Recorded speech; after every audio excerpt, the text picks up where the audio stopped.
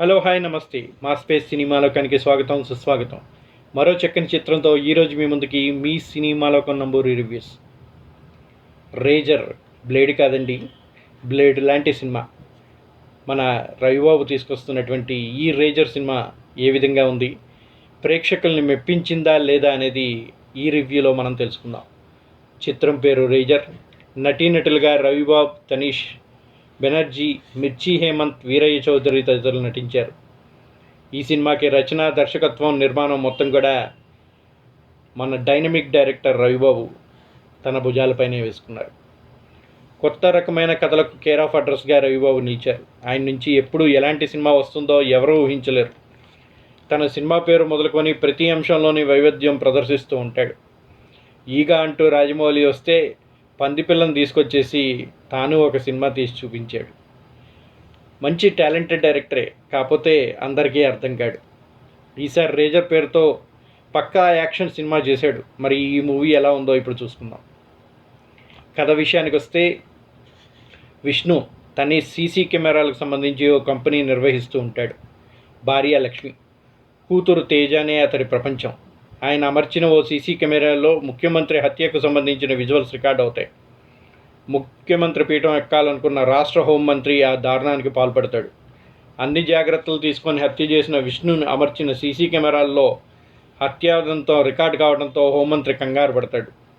వెంటనే విష్ణుని హత్య చేయిస్తాడు. అయితే సీసీ కెమెరాలో రికార్డ్ అయిన విజువల్స్ మాత్రం హోంమంత్రి గ్యాంగ్కి దొరకకుండా దాచేస్తాడు విష్ణు. తండ్రి హత్యను ప్రత్యక్షంగా చూసిన తిన్నారి తేజు ప్రాణాపాయ స్థితిలో పడుతుంది. నిస్సహాయ స్థితిలో ఉన్న ఆ పాపని రక్షించే బాధ్యత మన రేజర్ హీరో రవిబాబు తీసుకుంటాడు. కుక్కల సంరక్షకుడిగా పనిచేసే రేజర్ నేపథ్యం ఏమిటి, అతను హోంమంత్రి, ఆయన ముఠా నుంచి పాపని ఎలా రక్షించాడు, ఈ కథలో రుద్ర ఎవరు అనేది మిగతా కథ అని చెప్తూ ఉన్నాడండి మన రవిబాబు. ఇక సినిమా ఎలా ఉందో చూసుకుందాం. చాలా పెద్ద కథలా ఉండే అనిపించవచ్చు ప్రతి ఒక్కరికి కూడా. సినిమా ఆరంభమయ్యాక తొలి 15 నిమిషాల్లోపే ఇదంతా జరిగిపోతుంది.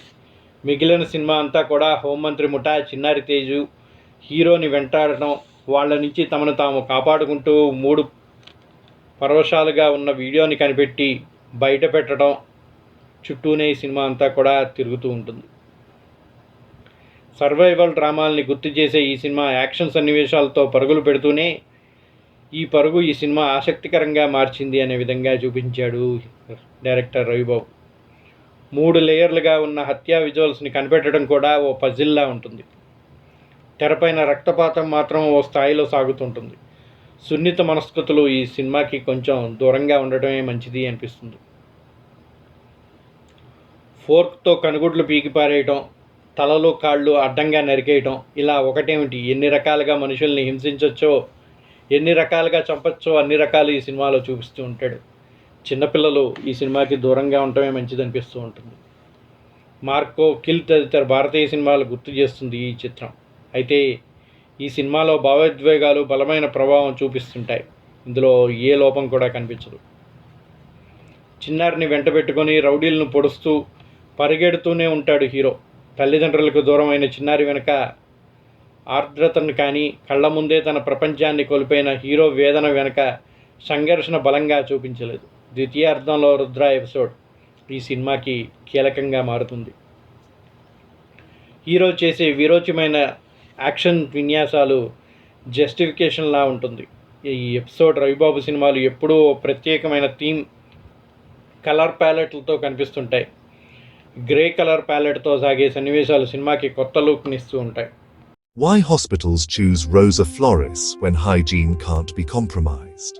Each part of our papermaking process is in line with policies on sound environmental management. Subsequently, the logs are washed, cut into small pieces, and cooked in a digester. It starts with natural plant fibers, carefully selected for their softness and absorbency. Our advanced technology labs transform these biodegradable materials that meet the highest hygiene standards into premium tissue products. From kitchen rolls to hospital bed rolls, Rosa Flores delivers the quality assurance that professionals trust. When hygiene matters most, the choice is clear.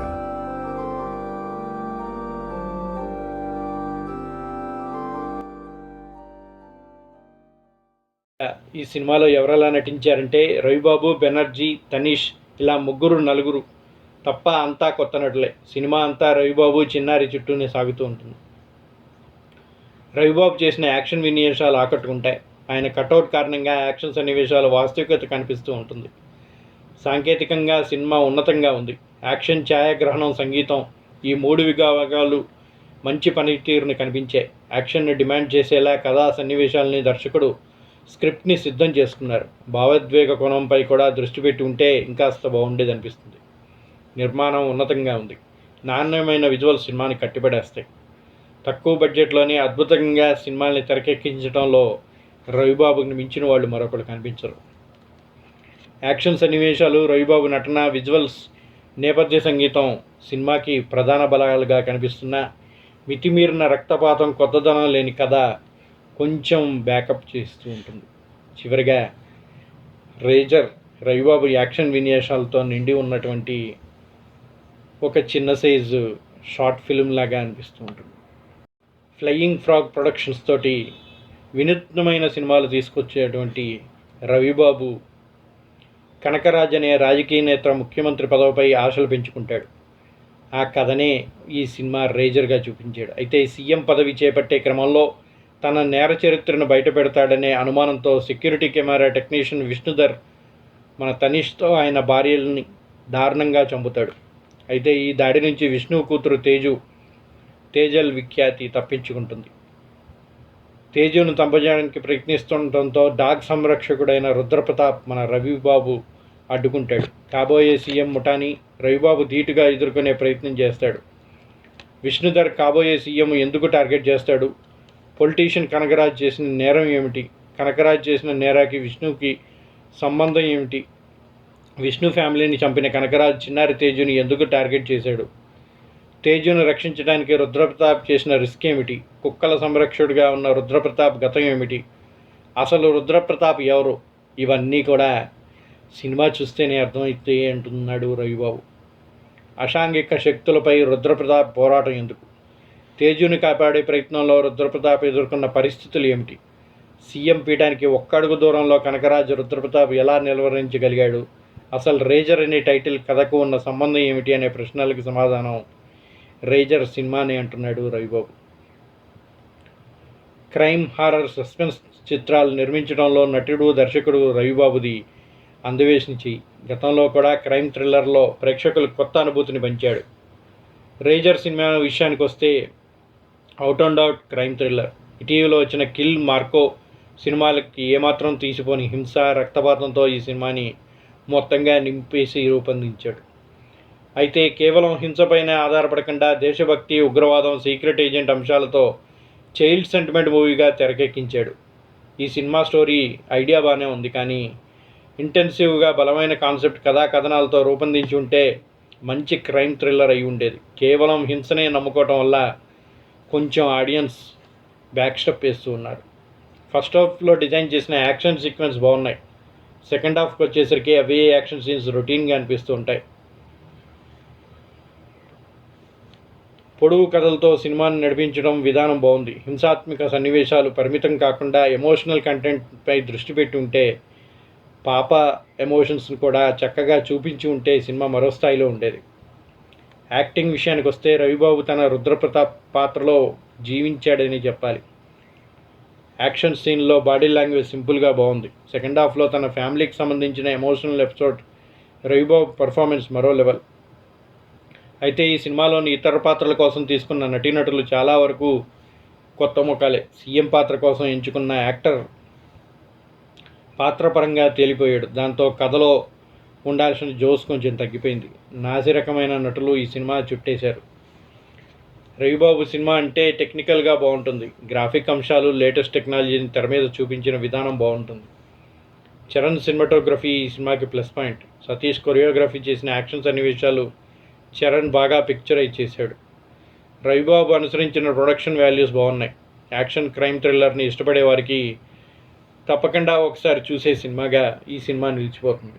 ఇక మీ సినిమాలోకం ఈ సినిమాకి ఇచ్చేటువంటి review హింసని ఇష్టపడి అటువంటి సినిమాలని ఇష్టంగా చూసే వాళ్ళకి మాత్రం మంచి క్రేజీగా అనిపించేటువంటి ఈ రేజర్ ఫ్యామిలీతో చూడటానికి మాత్రం కొంచెం ఇబ్బందికరంగానే ఉంటుంది. మరీ ముఖ్యంగా చిన్నపిల్లలకి ఈ సినిమాకి దూరంగా ఉంచడమే కరెక్ట్ అనిపిస్తూ ఉంటుంది. కథపరంగా యాక్షన్ పరంగా చాలా బాగున్నటువంటి ఈ సినిమా కొంచెం సెంటిమెంట్స్ లోపించడం వల్ల ఇబ్బందికరంగా అనిపిస్తూ ఉంటుంది. ఇక మీ సినిమాలోకం ఈ సినిమాకి ఇచ్చేటువంటి రివ్యూ 2/5. మరి మీరైతే ఈ సినిమాకి ఏ విధమైన రివ్యూ ఇస్తారు, రేటింగ్ ఇస్తారనేది మర్చిపోకుండా కామెంట్ బాక్స్లో తెలియచేయండి. అలాగే మా ఈ రివ్యూ మీకు నచ్చినట్టయితే మర్చిపోకుండా ఒక లైక్ని అందించండి. ఇప్పటివరకు సబ్స్క్రైబ్ చేసుకునే వాళ్ళు ఎవరైనా ఉంటే దయచేసి సబ్స్క్రైబ్ చేసుకోండి. అలాగే మీ మిత్రులు, సన్నిహితులు, స్నేహితులు, బంధువులకి ఈ మా స్పేస్ సినిమాలోకం ఛానల్ని షేర్ చేయండి, సబ్స్క్రైబ్ చేయండి. That's all for now. మరో చక్కని చిత్రంతో మళ్ళీ మీ ముందుకు వస్తాం. అప్పటిదాకా signing off me Namburi. Don't forget to subscribe our channel. Please encourage for more reviews. జై హింద్, జై భారత్.